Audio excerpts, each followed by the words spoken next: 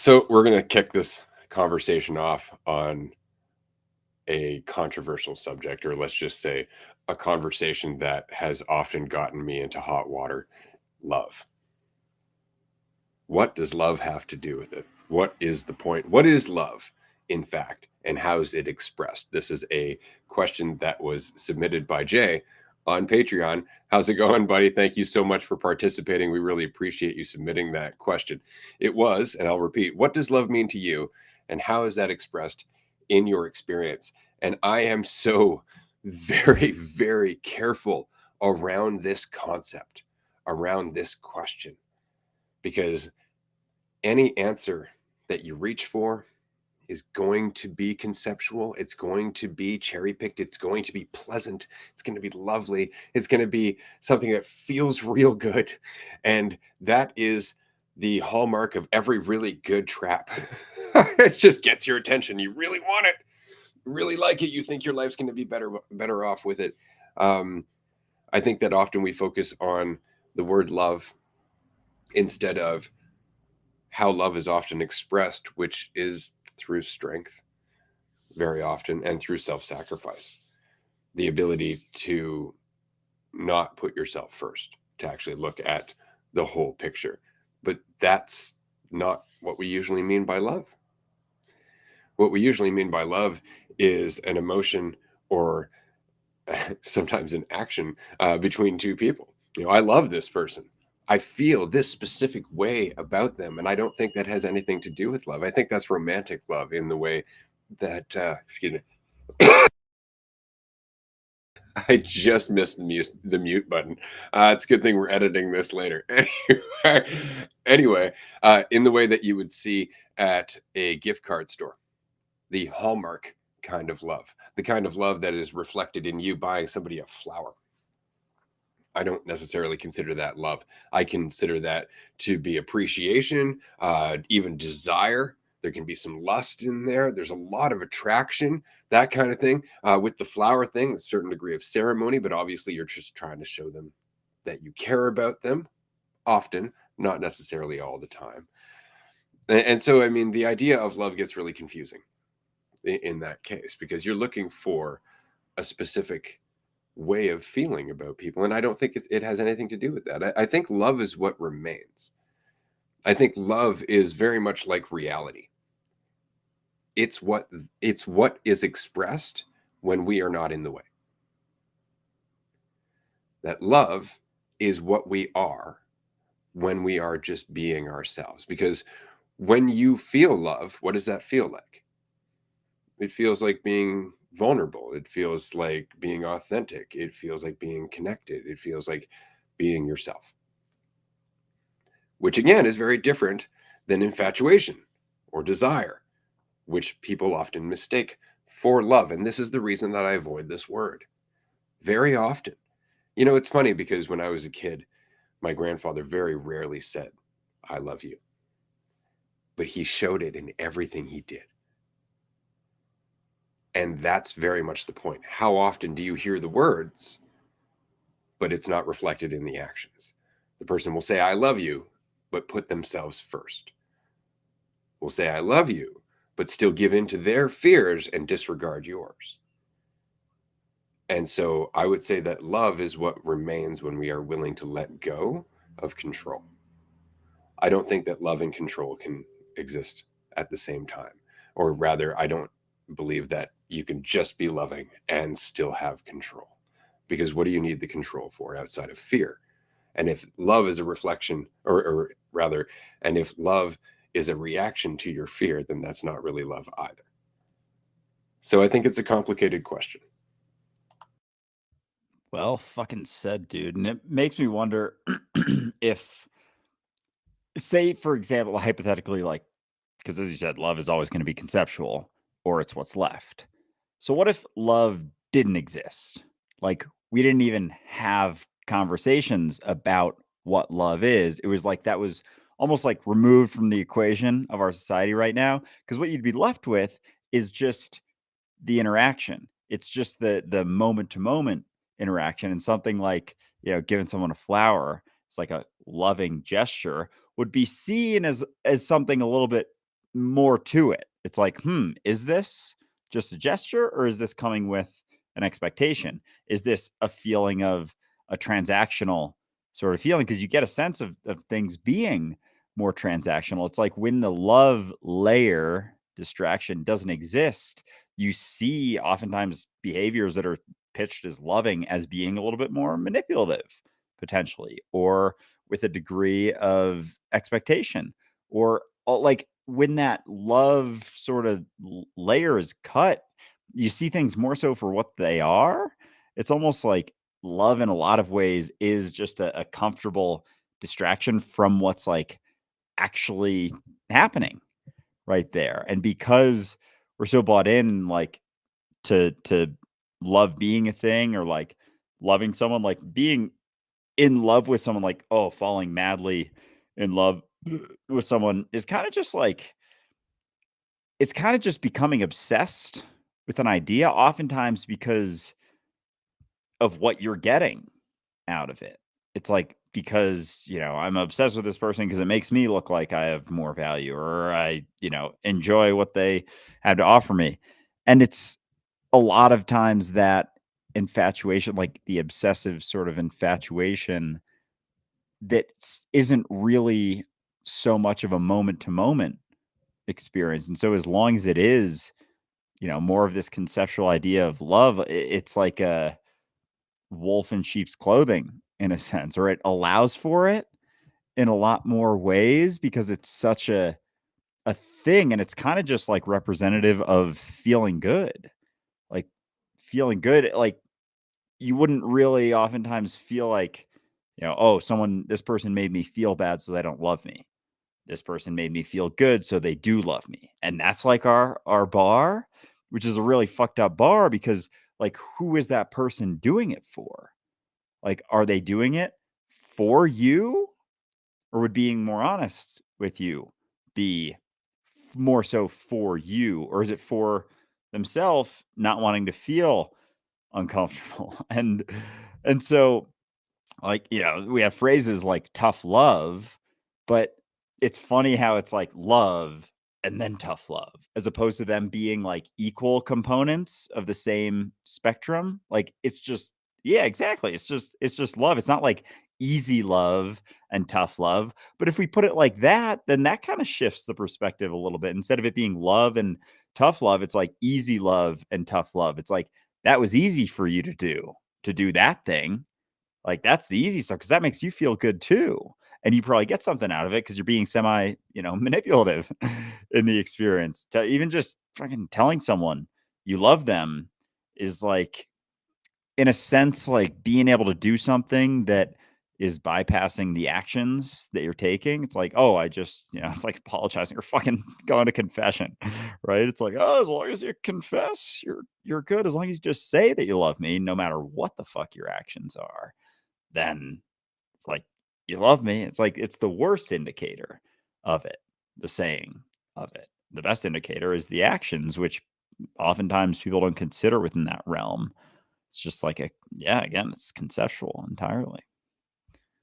Absolutely. And what's worse about it is that we start to think that if we act in ways that we can have conceptualized as loving, that that is the same as being loving. And so what you have is this tendency to do things for someone from a certain state of mind in the name of loving them.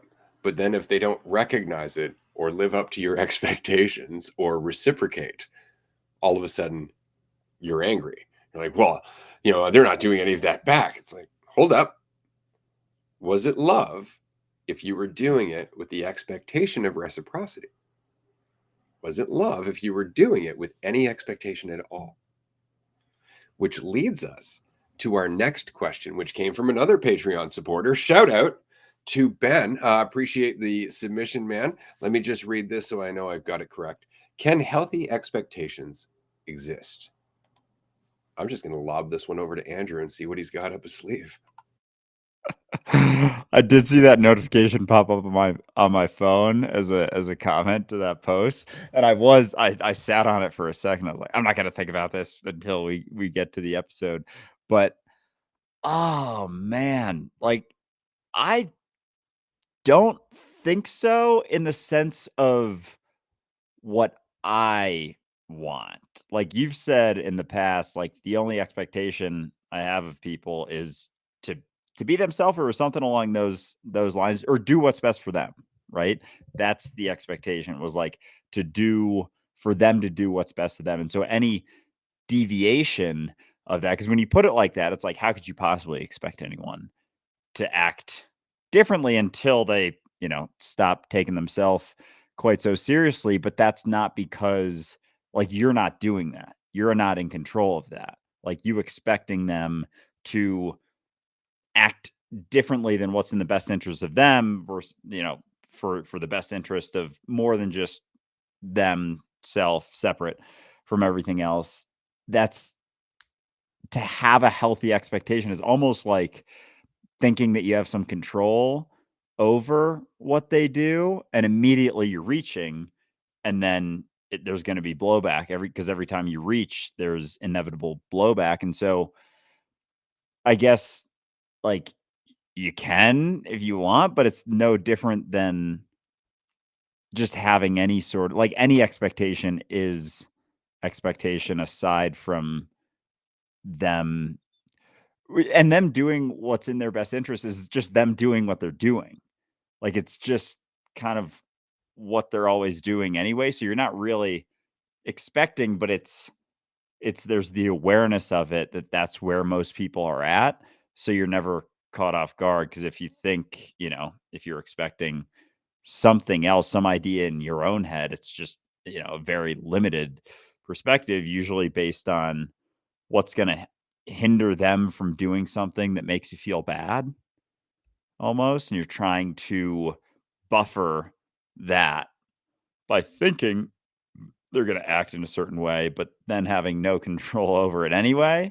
So it's just like, I hope that happens with no idea. And then if it does or doesn't, like, is out of your control. So then it begs the question, like, why have them to begin with? Because they're just going to be a distraction from actually paying attention in the moment. And so it's actually going to get in your way more to have those, personal expectations.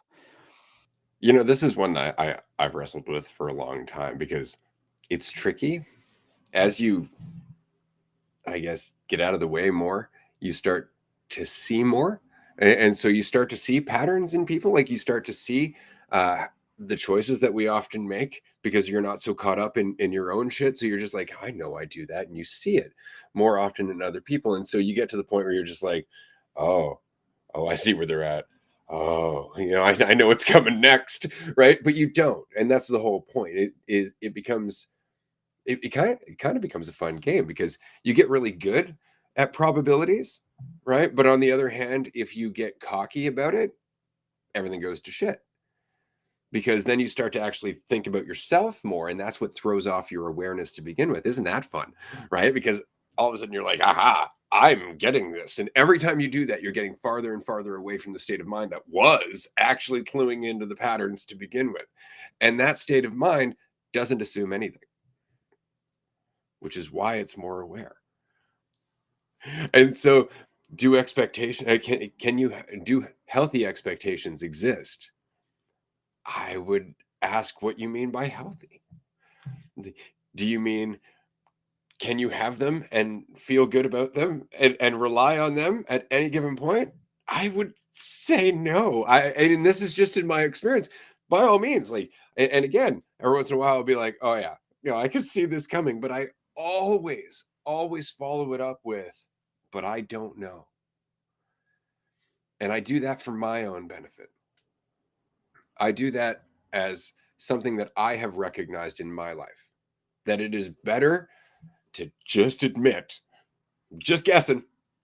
At best, it's just a guess, than to actually put any stake in this idea that I'm right, that I can see what's going to happen, that I have perfect memory, as it were, as they were saying in Dune for Paul Atreides. He was the man who's many places at once. He has perfect recollection of the future, which is why that book Dune by Frank Herbert is just incredible, right? Because they're talking about the birth of a human being with perfect recollection of the future, because he's simultaneously everywhere at the same time, awareness of all points of space, all possible lives at the same time. And so he's in line with the flow as it's happening through him.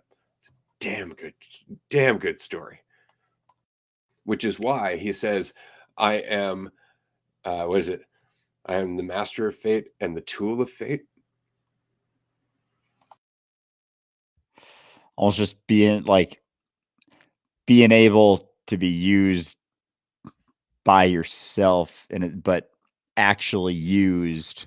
Like we talked about this a while ago, that like how much I'm trying to be myself in a sense and how much is in the way of doing that, and all these experiences are like, bits and layers of concrete over it, and the more you're just like willing to be yourself, the more that concrete starts to break down, and then you're free in the sense of being able to have like I don't know if it's like the influence you want to have, or just there isn't, so much of the hesitation and the fear and the things that come up. But then makes me wonder, like, you can have all that and still do it anyway. Like the fear doesn't have to be the wall. And so it's not about getting rid of the fear. It's just, doing it despite, and how seriously you're taking yourself kind of makes that more or less difficult, basically. But yeah, I don't even know if that had to do. I'm trying to think of like what the initial question was, but I have It was another about one. healthy expectations. But that's the nice thing about these Yeah. episodes, is that the question isn't necessarily, I guess, requiring an answer. We're not offering an answer. What we're asking is, where would you like us to kick off this train ride? And that's pretty much it, because the question is like a doorway down a path that you may not have taken. And this is something that I've actually said to people previously when they've experimented with psychedelics. Here's a question for you to ask. If you weren't here, would anything else be? And that question opens doors that most people don't go down, ever. They never ask themselves, okay, if I wasn't here, would anything else be? Because do you know? Do you know? You don't know. You don't know. But it makes you immediately go, okay, then what the hell am I? Because you start thinking about reality as an extension of your subjective experience. You start thinking of reality as your awareness suddenly, and it changes the scope of where you're going in your mind. And that's why questions are so much fun. The problem that we do, or the problem that we have, is that we try to get to answers instead of just recognizing what we're doing. We're going through doorways. We're going into new territories. This is the beautiful part about asking questions, is that you're exploring the mind, you're exploring possibilities, you're exploring perceptions, you're exploring existence just by daring to ask. And so this show isn't necessarily a Q&A. And as we've said previously, we actually have an episode, I believe, called Cues, because it's all about the question. And that's what this is. It's all about the question. Yeah, I haven't asked myself that one in a while, and that just hit a little, a little different for sure. Because it immediately is like observer observed is same thing, but and there's oh man, as I say it, it's like, it'll be clear for a moment, and then it's all these ideas start coming back, like making sense of what's happening right now. Because otherwise, like it doesn't make sense. Like it doesn't right now make sense until I start telling myself. And that's, we've talked about just like how the past is reflective of a way for us to make sense of this that I'm experiencing right now. And we just take that so seriously that then we like flip it over and like, oh, I can have all of this stuff. And this definitely meant all of that. And so therefore, if this happens, it's going to mean this. And like, it's a complete lack of control of any of it the entire time. And yet, and it's just like something to do kind of, but also like semi necessary and required. But that's, Yeah, I mean, that's the beauty of all of this and everything is it can just be like life can be a free flow, but we have all of these reasons why it can't because there's all these stops where it's like, well, yeah, I can't do this, can't do that, can't do, got to do this, got to do that, and there, all of that just gets built into this fucking like crazy ass maze that doesn't really exist. Like I'm making for myself always because there's things that'll happen that don't have the response that I have in myself to it. And you start to realize, like, oh, fuck, all this shit that I'm like worrying about is like it starts and ends with me. And I'm having this experience that's informing these things and these ideas and these stories, but it still starts and ends with me. And so if I wasn't here, no, nothing, but I don't know. To me, it wouldn't. And what would that even be not being here? When am I not here? When I'm dreaming. That's some trippy ass dreams recently. I'm here. When I'm so like it's like, oh, but when you're asleep, you're not I am. You know, you can check my bed. I'm lying there and I'm having dreams. So like, am I ever not? I don't know what death is like. I can't explain. I know that it's the only thing that I know is that I've always been here. So anyway, we can keep running with this. I have a question Oh, here, but I love all of this. It again, like I went to the forest with that question, right? That was the question that changed my life. Like all of a sudden, because again, when I woke up, it was, oh my God, I've never lived for me. I've never lived for me. And everything in my life suddenly reflected like, oh my God, I've never made choices solely for me. I've always made it relative to where I fit in everybody else's life. And then it kept going until I was like, oh, wait a minute. All I know is me. Oh, wait a minute. And everything changed all at once. And it's because it's a totally different way of looking at things. Because if you look at that, what you're asking is very much, are you reality? And so in that mindset, questions about death change. Can you die? Can reality die? Is there a non-existence? And what do you mean by you? If I wasn't here, would anything else be? What do I mean by me? Because if I'm reality, that includes you. That includes everything. So all of a sudden I'm like, hold on. So that means I have to question my idea of myself too, because it's obviously invalid with this new question. Everything changes. And it becomes way, way more awe-inspiring. This is what lights you up, where you're just like, hold up, I've got lots of questions. And the best part about it is that they're your questions, and you're the only one who gets to explore them. Just don't answer them. At best, go, that's what I know so far, or at least that's what I've come with to date, or come up with to date. That's the best I've got. But don't, it's like I was saying earlier, don't get cocky. Don't start thinking because that just cuts you off. It actually takes you away from the glory of just all of this shit. It's amazing. We do have a question, but you have a question, you said, so you go first. and it kind of like starts to feel like you're just like wafting through yourself in a lot of ways. Like, oh, that's really cool. I can say something to that thing, and they say something back. Like I had that thought when I was like a couple months or a year ago. Like I said something to my brother, and he responded, and it was like a ridiculous thing, and he kind of like gave me an eyebrow. He's like, "Dude, are you high right now?" And I was like, "Maybe a little bit," but like I had no idea what he would respond. I had an idea based on interactions of how he may respond given that, and I have an idea of like the range, but no idea whatsoever. And so that's like it's kind of cool. And then you're like, oh wow. So if I am just moving, interacting through myself, and it's funny because like we've talked about this plenty of times, and like it's interesting. I don't know what like the last year was. I don't know. Maybe we have talked about it more, but like I can remember the feeling of talking about it now, and there was just even just early on in the podcast, like so much less context of things, awareness, sensitivity to things. And it's like, we're kind of starting, like, I feel like we're talking about it again after a while. And like, yeah, it's like, and it's fucked because when you're feeling like a little bit more clear, like, how the fuck do I get all caught? But I have so much more of an appreciation for, being caught, which, like, as I'm talking, I'm like, yeah, it doesn't change anything, but it's just the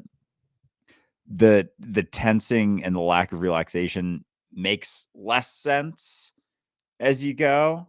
Like, it's like, yeah, no, I wouldn't, yeah, no, but like, you almost got to feel all that stuff, and that's why it's so uncomfortable going through shifts in yourself or perspectives. But I'm like gonna start getting emotional here or something, but it's interesting. Just, yeah. Oh man. I don't have anything else to say right now. That is totally fair. I just wanted to say that we've talked about this before, but we always come at it from wherever we're at the time, right? Like these conversations come up, but people try to stay here.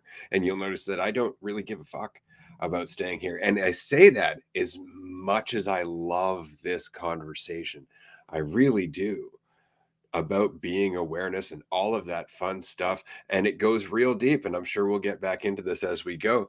But it's so important that you recognize that that's all conceptual shit. Like even right now, like this is all fun. We're having little moments of insight, but then after the fact, we're conceptualizing the fuck out of it. And we're going to go back into the world of our own shit, thinking that we're oh so intelligent. Look how clever I am. Oh my God. And then, oh, I'm thinking about myself. Oh my God. And then we'll come back out the other end and we'll have other moments of this is going, wow, this is amazing.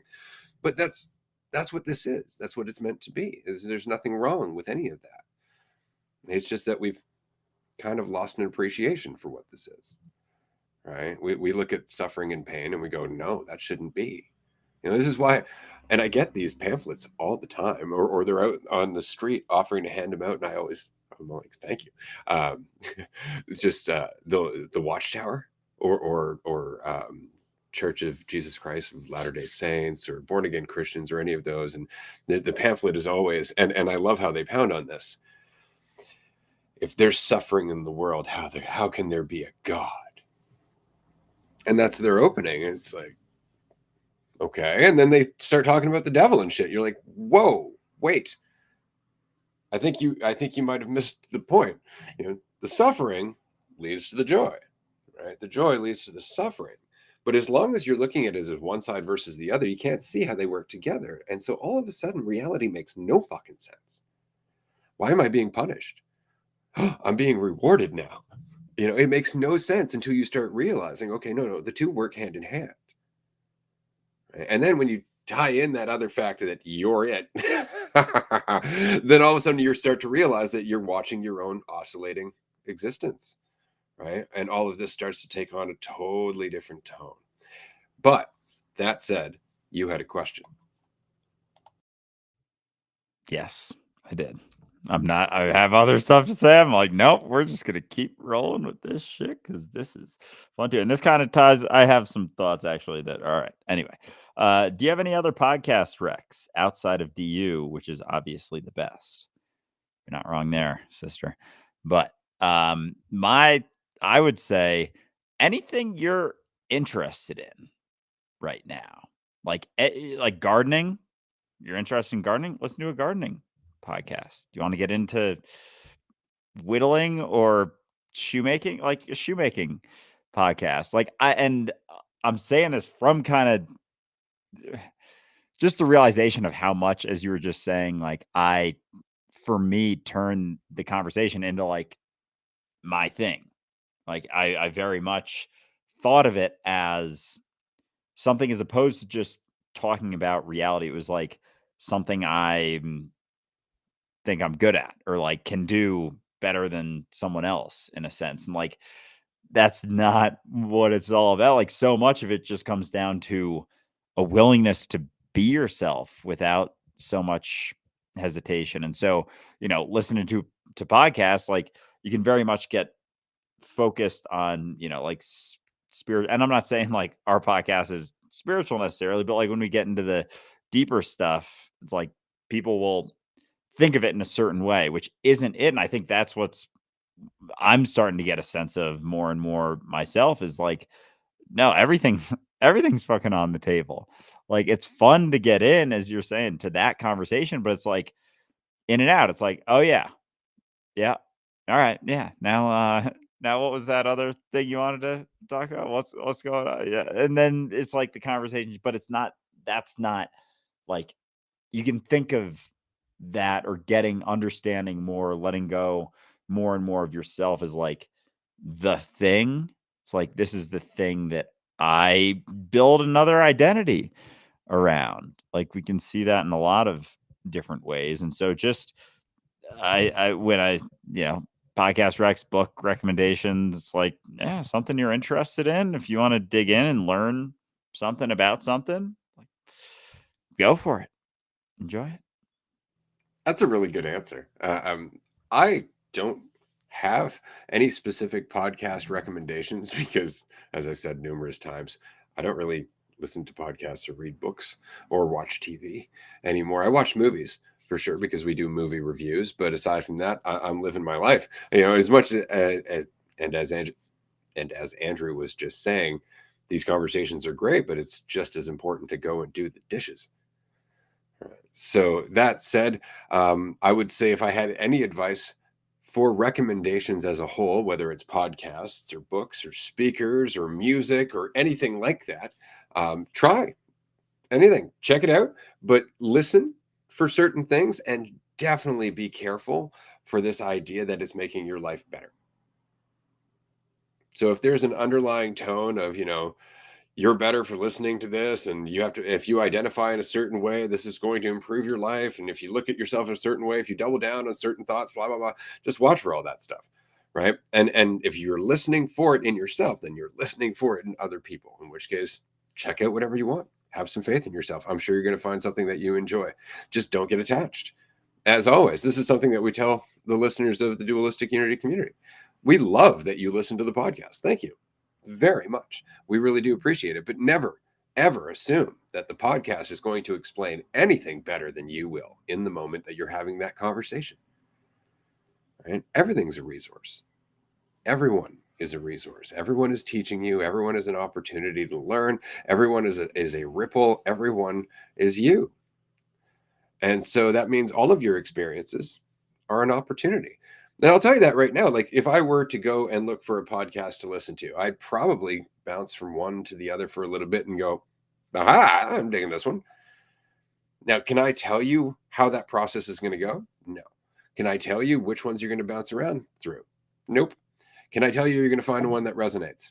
Yep. Because you're looking, right? And that's really it. Have faith in yourself. Look, get involved. Just don't get attached. Well said. Yeah, it's like I don't know how it's going to happen, but if you keep going, it's going to happen. Like we can't tell you, but based on historical evidence, time and attention seems to be your best bet when doing anything. And you combine those, and things happen, and you keep trying things, but there's no way to guarantee how quickly, how well, how much. But they then are levers too. You like time and attention. Like the more attention, how much can you decrease the time? And attention being wholehearted attention on this, not for you getting to a spot, because that's then split attention. That's not really attention. And so it's not doing it to decrease the time, even. It's like that plays out naturally, and you might start, yeah, the time might start feeling different the more attention you're paying to things as you go. But yeah. Which brings us to an excellent question. This is from the comments section. I'll throw it up on the screen. What are your thoughts on déjà rev? For example, how it impacts our experience as a consciousness or awareness. Now, I don't know what déjà rev is, so I went and looked it up, and it's very much like déjà vu. So, déjà rev is a French phrase that translates to already dreamed. It can actually encompass a few specific experiences, which we'll touch on later, but generally speaking, it describes the sensation of feeling like you dreamed about something before it happened in real life. So it is very much déjà vu. Just having the experience, they're like, I've been here, I've done this. Now, I always find that fascinating because it's happened a number of times in my life, but I've noticed that it stopped happening when I started lucid dreaming. I stopped having as many moments of deja vu as I started having more lucid dreams, which seems very odd to me. But I'm exactly. So I'm going to stop here and I'm going to pass it over to Andrew because I'm very curious about his thoughts on the experience of deja vu and how it impacts our lives. Yeah, I have a number of thought. I mean, a number of thoughts. First of all, like with lucid dreaming versus not, like, and then digging into, just like the reality of eternity and you not being a separate individual with a specific number of experiences. It's like, you know, quote unquote, deep down right now, you're all experiences that have ever been and like ever will be. And that's the reality of what's going on. As much as I feel like, oh no, I couldn't possibly be. I'm this, I'm separate. I haven't had those experiences. How could I have memories of things or recollections of things? Because it's like our memory bank. I don't know, like the hippocampus. I don't really know much about the what goes on in the inner workings of memory and whatnot, but like the sense of having been somewhere before, it's like in infinite variations, like you've been everywhere in similar points. And it makes me wonder if those, like the feeling of deja vu could be almost like a subtle nudge or something. And then the less you believe this to be always what you think, or the more willing you are to, be relaxed or let go, it stops happening as much.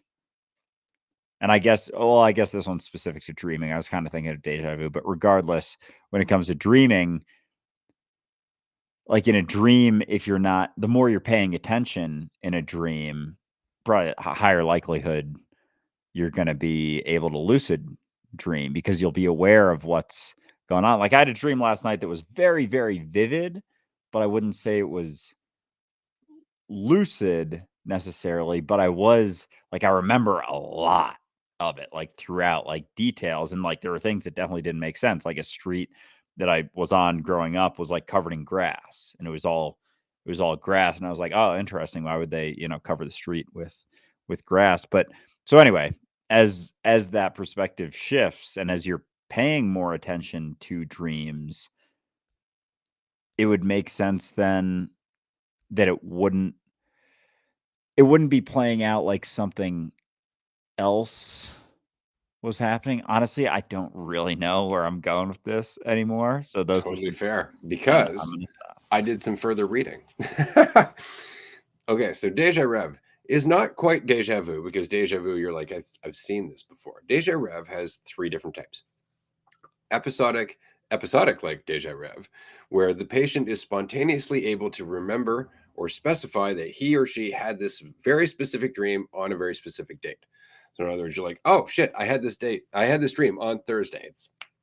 It's total recall of the dream at a specific time. Familiarity like deja rev, where this is reminiscence of elements the patient thinks he or she has seen in a dream, but is not able to relate to a specific dream or date. So, in other words, you kind of have a feeling that you remember the dream. And then dreamy state deja rev. This is cool. This patient describes a feeling of being like in a dream, reminding him or her of a sensation similar to night dreaming. So, in other words, it feels like you're dreaming now. Now, that's an experience you've actually had recently. All of these are kind of experiences that you've had. And it makes a lot of sense because it really depends on how clear you are in your dream, right? And how relaxed you are here, which is both the same spectrum, right? Because the more relaxed you are in your dream, you tend to be more clear, right? Like I find dreams to be chaotic and really hard to remember when I'm stressed. When I'm stressed out, my dreams reflect that. When I go to bed and I just put my head on the pillow and I'm out, I go straight into my dreams. And they're typically pretty easy to remember. They're typically pretty easy to be aware in, right? Because I'm not fighting them. Mind you, on the other hand, and this kind of goes back to the deja vu question, because I was thinking about this. I'm like, why don't I have those moments? It's not that I don't have those moments, it's that I don't respond to them anymore. Because I had so many moments where I'm like, shit, I've been here before. And it was really jarring for me at one point. And then after a certain point, I'm like, well, of course I have. And I just stopped responding to it. And so it's almost like the experience of there being reality and dreams require there to be a reality and something that's real, despite us kind of knowing that like this isn't what we think ever. And so there's the disparity, but like who's to say that isn't, it isn't always just a dream in a sense. Cause like what is the difference when you think about dreaming? It's like an experience that there isn't. It's like when you think of, oh, it was just a dream. Like when you wake up in the morning, oh, it's just a dream. It wasn't that. Like, what is the difference between that and this is like how seriously you take kind of like a component of this, like a component of this, how seriously you take the situations. And so as you start taking things less seriously, like you start and big part being yourself, like because that's the root of your experience at all times. So like as you start taking yourself less seriously, the situations get a little bit less serious. And like seriousness is interesting too, because like serious acts are done, like seriously dangerous acts are typically done by people who take themselves very seriously. And when you think about serious, like, oh, this is serious right now. We gotta lock in, like we're on the run to find a serial killer or something. That's a serious situation, but it's in response to people taking themselves very seriously or things that have happen to them or situations or whatever, and then their opinion, their perspective, their assumptions very seriously as well, to the point that it does make sense. Like everything that everyone does all the time, like no matter what they're doing, makes sense to them in the moment. And so the seriousness, like the back and forth, like how much as we all stop taking ourselves so seriously, there aren't so many of those like serious situations in the form of, like suffering, murder, death, etc. And like they're all kind of expressions of like how goddamn seriously we're taking ourselves, how seriously we're taking and like so the reflection of this. So anyway, that's kind of getting away from the deja reve, but I don't know necessarily if it is, because I love the fact that this conversation keeps circling back to this, because if you weren't there to dream it, would the dream exist? It's exactly the same question. It's exactly the same question in regards to your existence and your fundamental role as awareness. It's just on a smaller scale that you can accept as created by you. I did notice something just now. Never looked it up before. Isn't that really funny? I looked up the etymology of serious. And before, it was considered to be something that was grave, something that was earnest, something that you needed to pay attention to.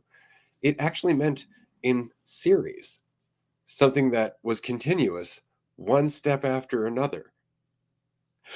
And so that's really funny, because that's exactly what we're doing when we're taking ourselves seriously, is we're looking at the chronology of our timeline. We're looking at the series of events, and that's what's freaking us out. Isn't that fucking hilarious?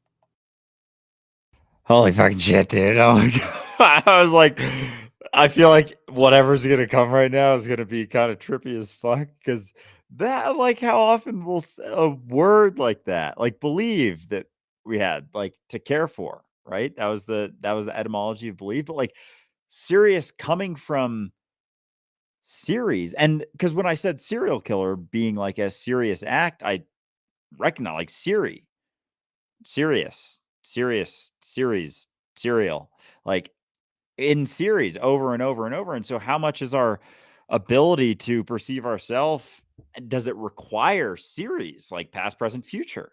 Like those are expressions of us taking ourselves seriously, taking things seriously, being serious about things that stem from control, because you think like this happened, this is now happening as a response to that. So therefore, based on what's happening now, I can know, when you're like, you don't know what's going to happen in the future. And someone's like, well, I'm pretty sure I know what's going to happen in 5 seconds. I'm going to be sitting right here and I'm going to be saying the things that I'm saying. And like, that's typically the response, but it's discounting the fact that you don't really know. But as we maintain that idea of control and that as that spans out, it's like, oh, as long as I fucking act well, by the end of my life, extended out, decades, I'm going to go to heaven. It's like I have that degree of control and how extended out we are. It's like, holy fuck. But the series, as opposed to one moment, this here now, that's like the uh antithesis. Like, being here now and being in a series is like an oxymoron in a sense. Like they can't series, fuck, serious serial, oh shit, man. Oh, I got another one for you. Check this out. Control originally was to check the accuracy of, to verify, and to regulate. So isn't that exactly what we're doing? Is we're trying to get an idea of what we are and who we are and what our value is and where we are. And that's it. We're always checking on the accuracy of our thoughts, of our assumptions. That's control. Isn't that interesting? It's this ongoing thing where we're checking. Do I have it? Do I have it? Do I know? Oh, it's straight up just, do I know? Can I know this? And it's, of course you can't, but that's fucked. Oh my god, that like control and knowing, like knowledge of good and evil, the tree of knowledge, tree of control. Oh man. But this is the funny part, is that all of those words like believe, control, serious, all of the etymologies I'm looking up were before the 15th century, because we didn't speak English like this for a very long time. Like if you go farther and farther back, our language changes dramatically. If you were to listen to somebody speaking in the time of Jesus, you wouldn't understand anything they're saying. Right? Even if you were to go back to the original English language, you wouldn't understand a word they're saying, because everything has changed, but so has the meanings. Why have the meanings changed? Because our mentality has changed. So, isn't it possible that our earlier languages were actually trying to communicate an entirely different relationship with reality? And that the words themselves have changed as our perception of ourself within the universe, within reality itself, has changed. It's almost more of a constant buffer. Like the language we used was more reminders of things, of like the reality of what we're doing when we feel like we're in control, when we are being serious about something. And like they all go hand in hand. And so the etymology, understanding that, would make way more sense to mitigate that. And so as because with our, with current mentality right now, a lot of it is just like not looking, like cognitive dissonance, like just avoiding, just not paying attention to certain things that question my control, my certainty, my feeling sense of knowing something. Because in order to know something, it has to discount other perspectives. Like, no, I know this. But there could be a perspective that isn't that. Like, I know that I'm the most amazing person in the world, but someone could have the perspective of, you're the biggest piece of shit in the world. And so you don't know that. You never actually know that. And I said something like a couple seconds ago, and I don't even remember what it was, but how much a reality is just an expression of us. Like, and so, yeah, as we're going through and like trying to maintain then this thing that we kind of like have now mistranslated, there was like a process of losing touch with the reality of it that went hand in hand with our mentality, which went hand in hand with our feeling like we can control, like we can have control. And there's been a number of things, even the last, couple hundred years, that have reinforced this illusion of control. And now we're getting to a point where we feel like we can control the weather, and like we can, in a sense of like being able to manipulate it, but it's still not that control. Like we still don't, because there's always secondary and tertiary repercussions always. So it's not, nothing exists in a vacuum, nothing exists in silo. And the expectation of control, of being able to control something, kind of implies that no, I can get this to happen with no ramifications whatsoever. And as you have tunnel vision, you don't recognize that, of course, everything that you're doing has ramifications, but that includes the things that you think you're doing wrong. And you don't recognize the impacts of that, whether right or wrong. There's impacts on both sides no matter what. So it's not even about trying to maintain yourself in the sense that you keep doing it, because like you don't even know the impacts of any of it ever. So the best you got is just to continue to pay attention and at least take in as many considerations as is, viable for the moment. And just, yeah, which there's going to be more with paying attention and just continuing to go through, but not try again. Like you get too far with that and you try and you think of it as doing the right thing as opposed to just being. And that's why sometimes it's so tricky. It's like, well, what do I do? Just, there isn't anything to do. Just keep paying attention, and things have a way of unfolding. Yeah, because what happens when you pay attention? You start to realize you don't know. That's, I think, the most important thing about all of this. As we get older, we start to recognize how little we do know and how much we just assume. Like there is no period of our life where we assume we know more than our teenage years. Well, why is that? Because we're trying to fit in with the rest of the world around us, where everybody else is pretending that they know as well. But all they've done is fall into a comfortable groove where what they know because it's familiar. And so we just fall into those comfortable grooves where, again, we're in Plato's cave. But as we get older, as we start to pay attention, the first thing we really pick up on is the fact that we're basically still children. This is something that people have said to me often as they get into their mid-20s and they start having conversations about life and the universe and their existence and all that. They're like, oh my God, I feel like I'm just a kid again. It's like, yeah, because you blew yourself up as an adult, right? That's the only reason that you feel like you're a kid again, is that you were playing make-believe that you were an adult because you have a job and you make money and you can drive a car. And all that did was cut you off from continuing to look at reality and marveling at it in the same way a child does. Because when we say child, we look at that in almost a derogatory way. Like, oh, you're acting like a child. It's like, children are paying attention. Children are vulnerable. Children are empathetic. Children laugh. Children have all of the qualities that we're looking for in our lives. And yet when somebody is acting kind of goofy, we're like, oh, they're so childish. Yeah, normally it's bothering you because you're not. But that's really the point, is just to allow yourself to be. And as you relax and you pay attention and you start to recognize you don't need to always know. You don't always need to be perceived as the person who knows everything, who's in control, who has life figured out. And that's really the danger, isn't it? All right. Trying to see yourself that way or trying to get other people to see you that way. When you let go of that, well, then you start to realize where you were making assumptions, where you were hurting people, where you were doing things that had a ripple or an outcome that you didn't want to see and thus couldn't see, right? And you start to become more aware of life and you recognize how little you knew. And that's what causes you to walk a little bit more cautiously through reality, causes you to slow down and pay attention. And in that state of paying attention, you have an opportunity for an insight, more insights, over and over and over again. But it doesn't happen until you stop holding on to this control, this idea that you can know. Do I still know? Am I right? Are these people threatening me? Just take in the information. Stop defining yourself by it. All of a sudden somebody tells you something new. You're like, aha, there you go. I didn't know. Now I know. Or at least now I think I know. Something. I've learned something new is what I'm saying. So this has been a lot of fun. I'm really enjoying this episode. I just wanted to give a shout out to everybody who's joined us in the live stream. Thank you so very much. We really appreciate you being here.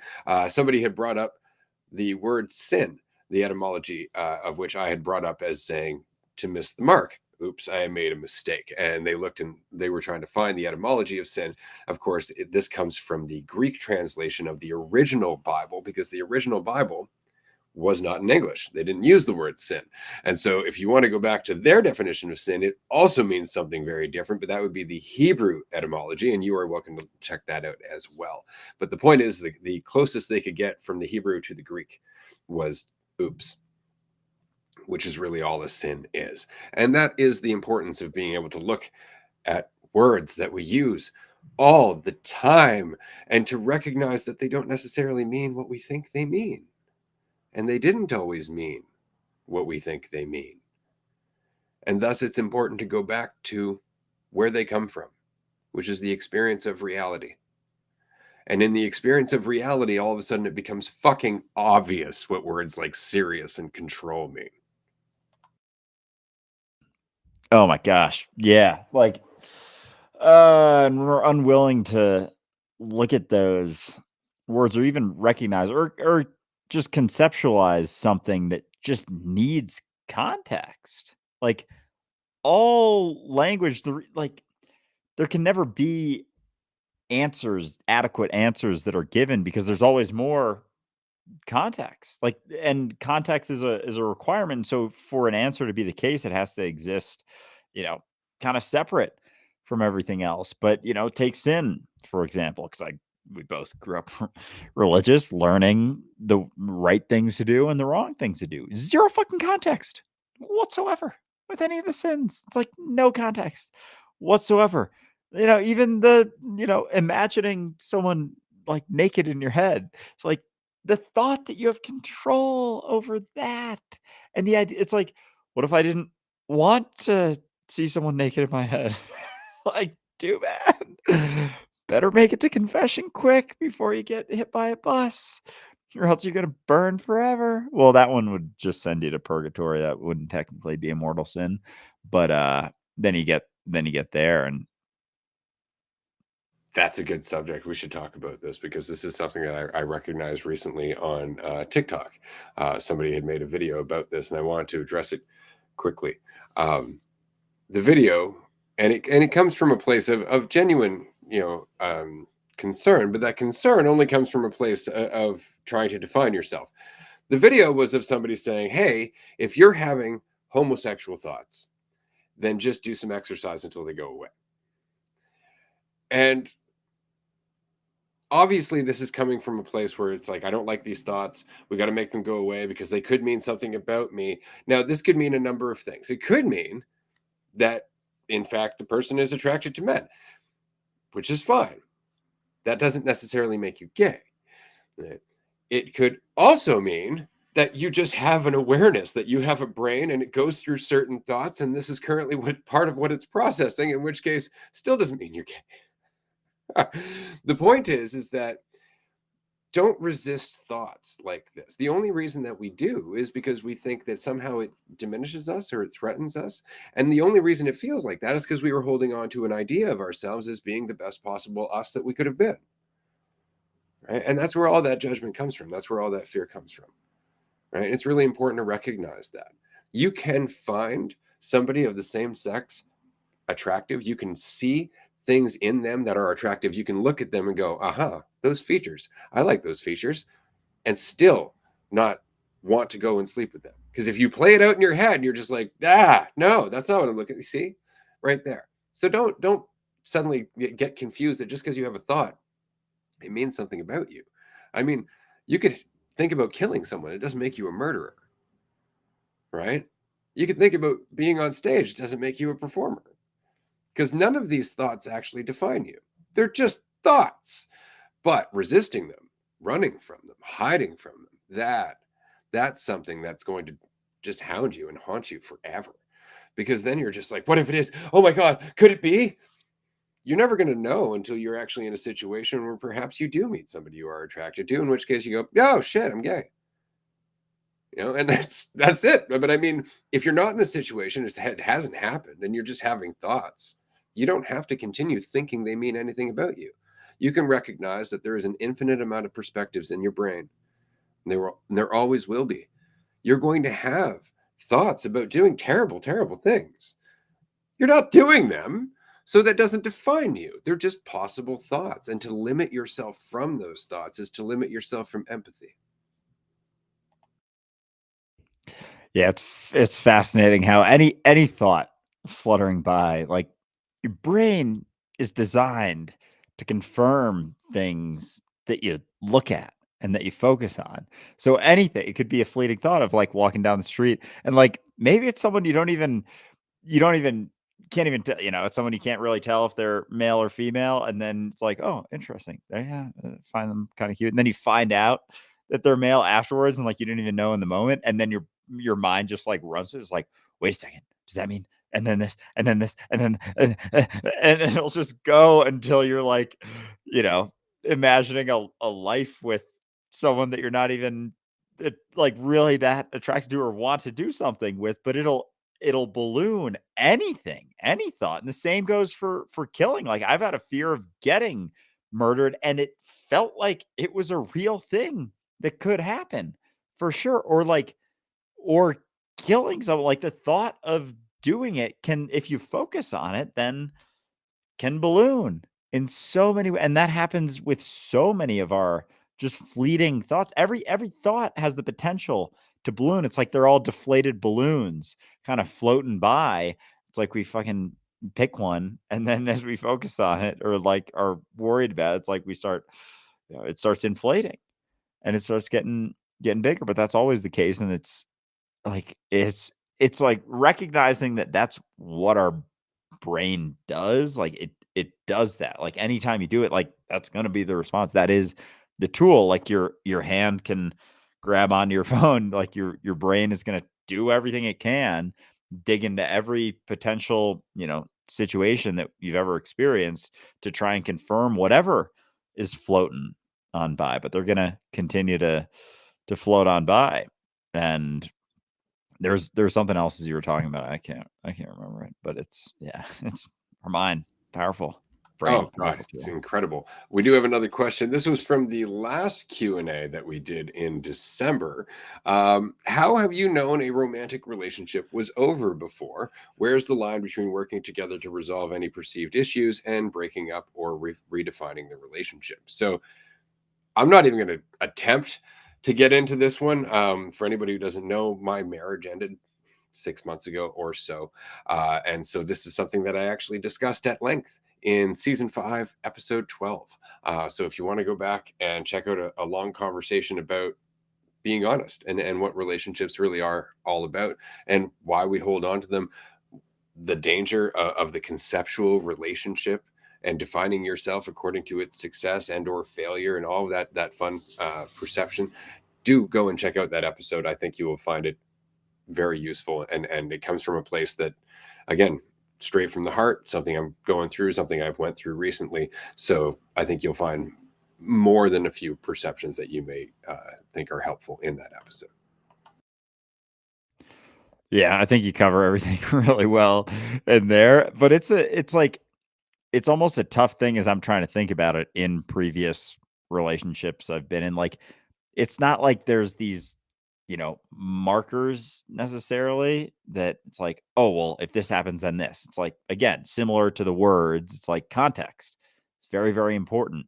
And, there comes a point where, maybe in a certain situation you try for a bit and then you're like, no, maybe you try for a while and then like, no, but, and there, it takes a lot of self honesty too to be like, all right, is this something that is within me? Is this an opportunity I could see to like let go of something or a perspective? And then as you do that, like, you start seeing similar responses no matter what you try or attempt. But, I can't tell you how many, attempts to have or whatever. So it's very much a person to person. And there's going to be less sensitivity to what's going on if you're looking around for someone to tell you, like, should I end this relationship now? Should I stay in this relationship now? It's like trading off your own ability to like make a well-informed decision by it's not to say don't ask or whatever for someone else for their perspective, but there is going to be some sort of trade a lot of times with that. So Yeah, you want to talk about gray area relationships. It's about as gray area as it gets. I wanted to also mention that we have a relationships workshop. That is something where we spent actually more than one day going into this topic. It's in depth in the extreme, and it talks about dating as well. If you're out there and you're looking to connect with somebody, then we highly recommend that you stop trying to make that into something that you can measure your success by. Just get out there, do your own thing, love yourself, have a good experience, and ask yourself, if you weren't looking to attach to somebody, if you didn't think your life would be better through this person, would you be there with them? Would you be on that date? Would you be on that second date? If it wasn't for some promise of security or some promise that somebody is going to put you on a pedestal, if it wasn't for that egotistical drive or that egotistical payoff, would you be there eating that plate of lasagna with Phil? No, Ray. No, I would not. They're great questions to ask and important questions to ask because, like, so much of it, we don't ask those types of questions. Like, what do you mean? Someone giving me an egotistical high is the reason that I'm in this relationship right now. It's like there is a trade-off there. There's a double-edged sword that will come a knocking if you keep doing that. I have a couple more questions. What do we got? Yeah. Oh, this is a hit home for me for sure. How to overcome the fear of public speaking. Um, I think I like so much of this does just come down to doing it. I think like as much as you can shift perspectives, not take yourself as seriously, which is going to help in any sort of situation. Like it really does come down to doing it because I think that for that at least, in my experience has been the wall in a sense of just like doing it. It's not even like how so and like yeah, and that's even part of the reason I'm doing the run club is with that in mind because like I'm gonna have to. I have no idea how many people are gonna show up, and part of me is like, oh, I hope it's small to start out, but it's like whatever. It's jumping in to something, and so doing things that get you reps with that, and just because like a lot of it is having faith in yourself, and like you could like talking in a conversation with 5 people. That's a variation of public speaking. Going live on a social media platform, variation of public speaking. In our groups, free Wednesday groups, 6 p.m. every single Wednesday, variation of public speaking and just putting yourself into those sort of Patreon groups every week, 5 days a week, free trial on tier 2. Uh, all of those are opportunities to do that. So, and they're all just variations of putting yourself out there, and there's a bunch of ways to do it, but it's very, I think, fairly common. I mean, they say it's what like second most common fear after death for a lot of people. So those are some of my thoughts. Nice. Absolutely. I'll throw out karaoke.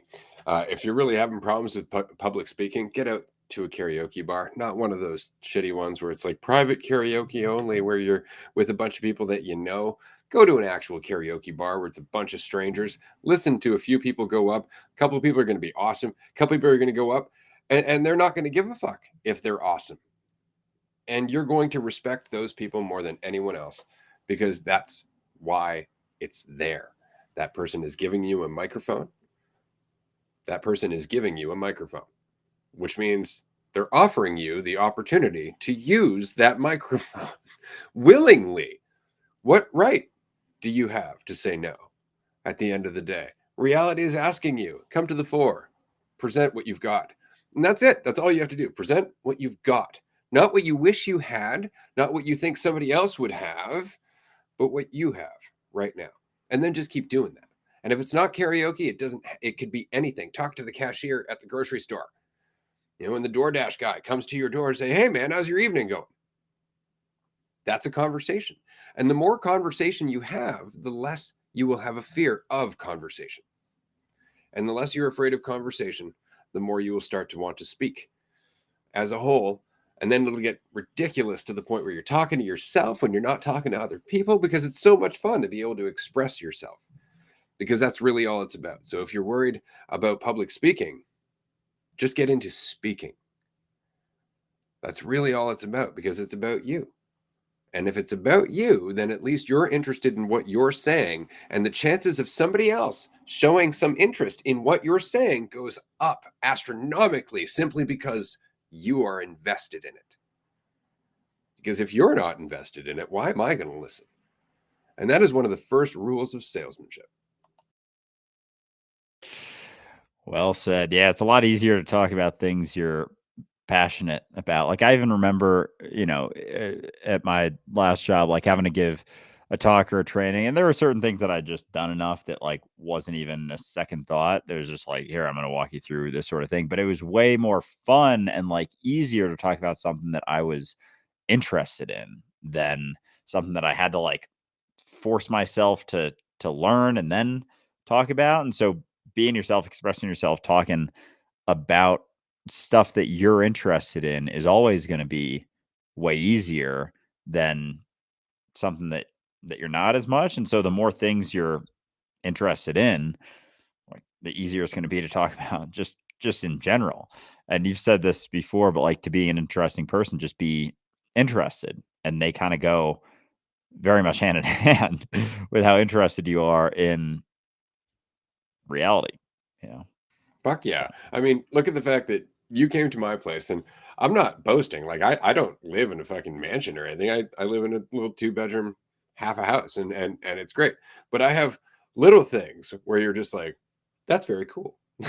Right? Because they're little things that make your life easier, little things that you would never thought of, little things that reflect an interest that maybe you didn't know I had. Stuff like that. You're just like, huh, that's very interesting. And I'm like, yeah, let me tell you about that shit, because I was interested in it. Like the fact that I own an acre on the moon that I bought at some point from somebody who figured out a loophole in the laws that govern the planetary bodies, because there was a treaty, international treaty, that was signed saying that no country or corporation can claim any of the planetary bodies, but it never said any individual. And so one person has decided to claim ownership, and he went around selling acres on the moon. Now I get this is kind of a gag thing, because obviously it's never going to play out if the governments are like, no, like we want that shit. It's never going to happen.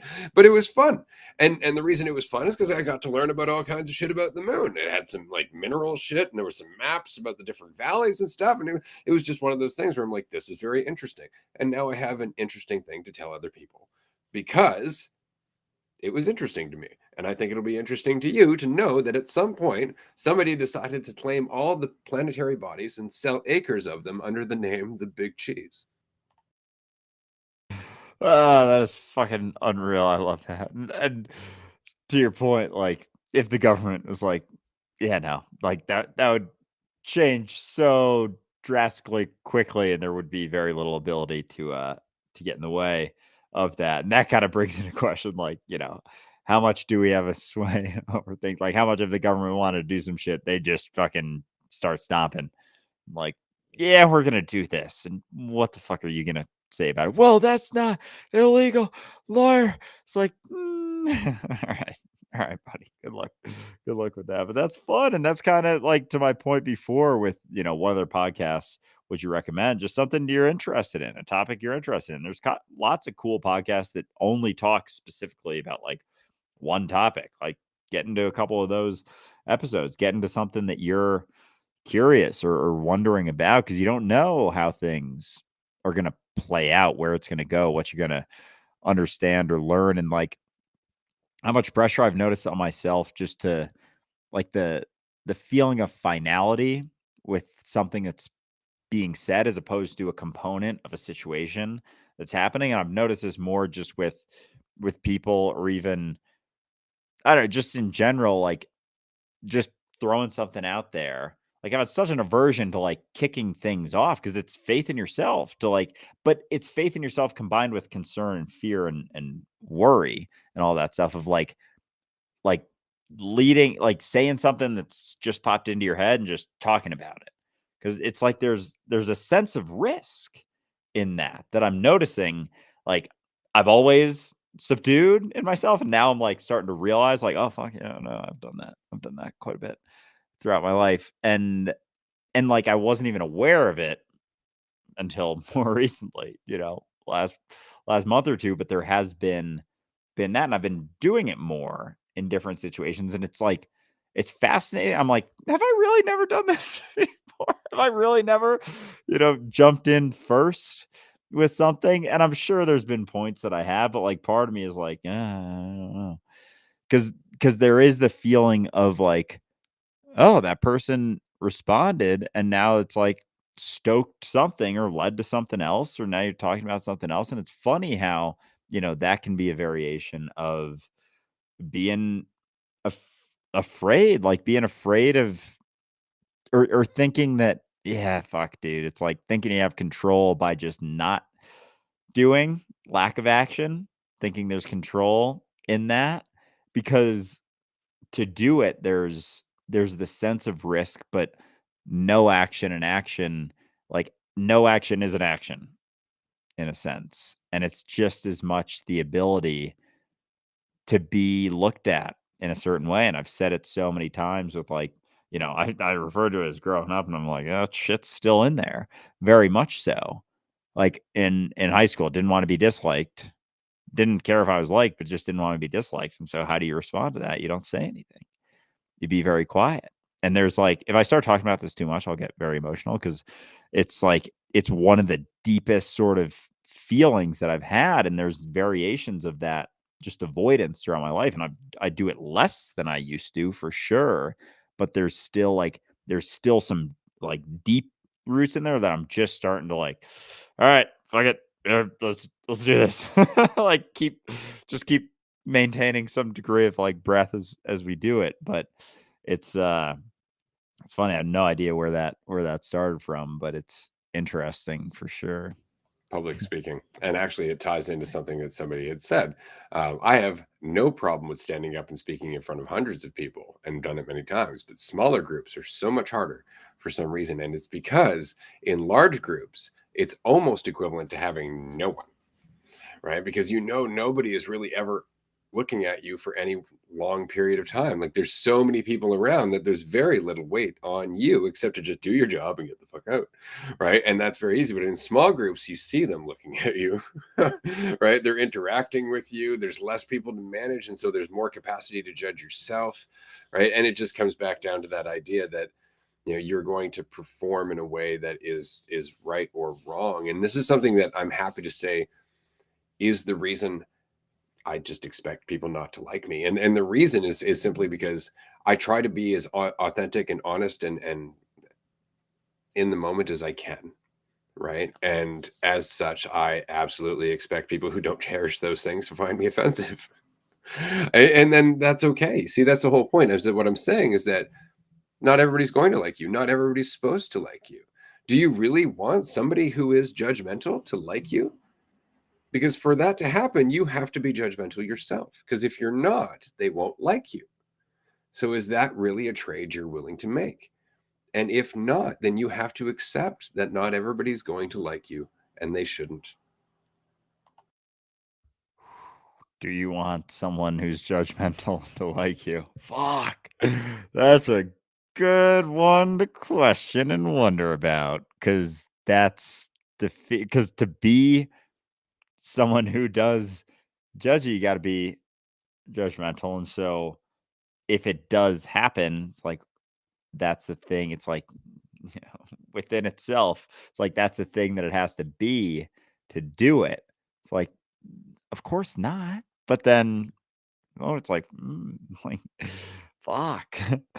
and and then it's always reflective of yourself. So then you got to sit with like, fuck, where am I still being judgmental of things? And when you're willing to sit with it and be like, not label yourself as like, oh, I'm not a judgmental person, you see where you are and you're left with where you are, but it requires you to let go of your fucking idea of yourself and all of the assumptions that you're making about yourself. Because as much as they bring us down, they also distract us. The things like, oh, I'm a good person, I'm a nice person, I'm a selfless person, I'm all these fucking things. It's like, why the fuck would you have to tell yourself that you're trying to make up for something?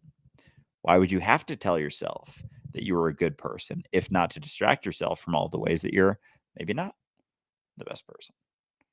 Well, you see, that's just it, right? Like, how often do we lean on that? I'm a good person. Look at all the good things I do, just to balance out the thoughts that we fear make us bad people. right? And that's often the case. Like we have these thoughts, you're like, I must be a terrible person. I'm going to go out, I'm going to make it up to the world. You haven't done anything. Just because you had a thought about smacking somebody around at work doesn't mean you went and did it. It doesn't make you a bad person. It means you're a person. It means you have feelings and your brain's processing those feelings through imagination and all of this other fun stuff. It doesn't define you at all. But reacting to it, fearing it, is much more likely to make you the kind of person who's stressed out enough to smack that person at work. Yeah, well said. And how much oh my god, just like the immediacy of responses of like how tense you are, how seriously you're taking yourself. It's like there are actions that stem from that, but we think we're in control, so we think of just the action as opposed to where it's fucking rooted.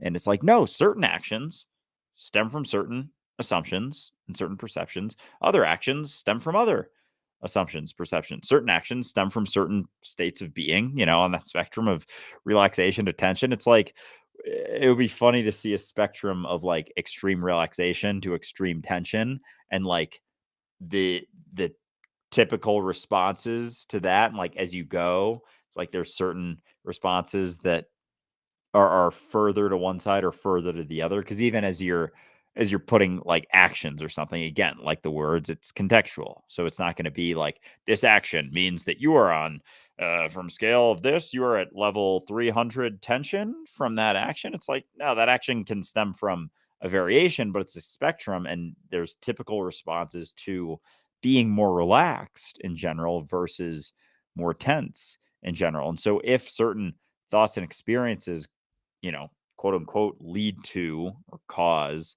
you to tense or relax, how much does relaxing first cause those experiences to shift and change? And so it's not to say that there's control. It's like, oh, as long as I stay relaxed, because you can't try to relax. You can't control the relaxation. It's the cessation of the belief in control of the tension. But then there are different experiences. Like you may not experience so much anxiety, fear, worry, like self-doubt, self-deprecation if you're a little bit more relaxed. Like those are more things that are a response to being tense, which was a response to maybe something that happened, but you right now have the ability, even just in the slightest way, to like relax a little bit more, maybe take yourself a little bit less seriously, maybe take your assumptions a little bit less seriously, and then it drops a little, and then there's different things that stem from that experience and that degree of relaxation.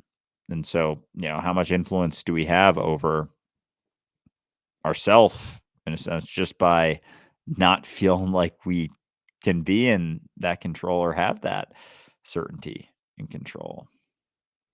And that state that we find ourselves in when we do that, when we recognize that, is love, is the reality of love. Because then it's just, here we are together, not get out of the way, I got shit to do. There's no judgment in it. We're just here together. And in that, we learn how to live together. We learn how to synchronize together. We learn how to align with one another. We learn what it is to be one. But we're never actually here together. We're in this fiction in our head. We're in this world of comparison and competition. And it makes it impossible for us to do anything except judge ourselves. Because, of course, we always need to be in control. We always need to be verifying that we know what's happening, that we know what we're worth. Makes it impossible to feel love because we're not loving ourselves. Any other questions? I have a few. We'll do. Yeah, some of these are strange. Okay, this is a good one. If absolute truth can't be communicated, then how do we know it exists? Okay. Well, I mean, you yeah, exist. yeah. I knew it was gonna be a short one, and that's why I was like, yeah, we can throw this under there because it's like it's not what you communicate, it's you. Can't be what's communicated from. So yeah, that one's nice, nice and quick, nice and easy. I love the nature of that question. It's like, yeah, but it's not a concept, right? This is why I love the expression "what is," because you can't conceptualize it. It's reality. You can talk about little parts of it. You can talk about perceptions of it. You can divide it up, but that's not what is. You are what is. Without the illusion of you, you are what is in motion. Even with the illusion of you, you are what is in motion. You just can't appreciate it. Exactly. That is the only other one that I got that makes. Oh, well, all right. What is your process like to decide the amount of milligrams of edibles you will take? Uh, whatever I'm feeling, and that's kind of why I've tried a bunch of different uh, levels of it. And that was actually a thought I had before this, was because I was, during our last call, I was drinking one of those off-field drinks. Shout out off-field, Runners High. Great stuff. Shout out Tony, off-field founder, great dude. And he's been on an episode of Being High before, actually. But if you haven't checked them out, go for it, especially if you're getting into exercising high, just living high. But anyway, I was drinking it, and it's like 5 milligrams of THC. And I didn't really feel it as much as I have in the past. And I've heard people, talk about, oh, I need X amount dose to feel anything. And I wonder how much it's just like, the amount you smoke, the amount, say, for something like a gummy, because it is a measured dose, like it's dependent upon your state of relaxation. And so, like, if you're already there, it doesn't necessarily feel like as much of a jump, similar to how mushrooms, like a low dose won't, like, you'll feel it in a sense, but also like not so much, because it's not as much of a jarring difference. Whereas, because now I can take, whereas, and it's kind of funny that I've made videos basically everywhere from 10 to 60 milligrams. And like when I took 20 milligrams, like the thought of taking 30 was like petrifying. And then I took 30 and it was kind of okay. And then to think that like I took 60 one point after, whereas, and each time it's like, I don't know if I was that different, because it kind of went hand in hand with like me relaxing a little bit more, and just like even the willingness to do something like that, like to jump into that. Because as I've said before, like I had some really brutal like gummy experiences, and it was like the thought of edibles was like, I'm not gonna say biggest fear, but like it was something that I was, if someone was like, here's an edible, I'd be like, fuck, no chance I'm going back into that. But it was just showing, where I was at. And so anyway, deciding how much to take, just kind of how I'm feeling. I am gonna do, I think, when I'm back in New York, a 70 episode 7 at some point. So that should be fun, because 60 was a fucking ride and a half, which is on our Dualistic Unity YouTube, by the way. I didn't put that on social media. That is awesome. This has been fun. I've really enjoyed this episode. I wanted to say thank you to everyone who could join us. This is actually going to be an episode in season 6. This is episode 9. I believe it should be out next week. Of course, we're going to edit it up, record an intro for this shortly after the fact. But we appreciate you being here, and we will see you on Tuesday. Tomorrow, we have a live call-in show. So if you're here right now, definitely come back tomorrow at 6 p.m. Eastern time, when you can call in and be on the episode for up to 10 minutes. Fuck yeah, it's been a blast. I forgot for a while that this was live stream, because I don't see the numbers from my side in the same way. But appreciate everyone for tuning in. Appreciate all the questions, some awesome questions, and look forward to chatting with you tomorrow. Bye, everyone.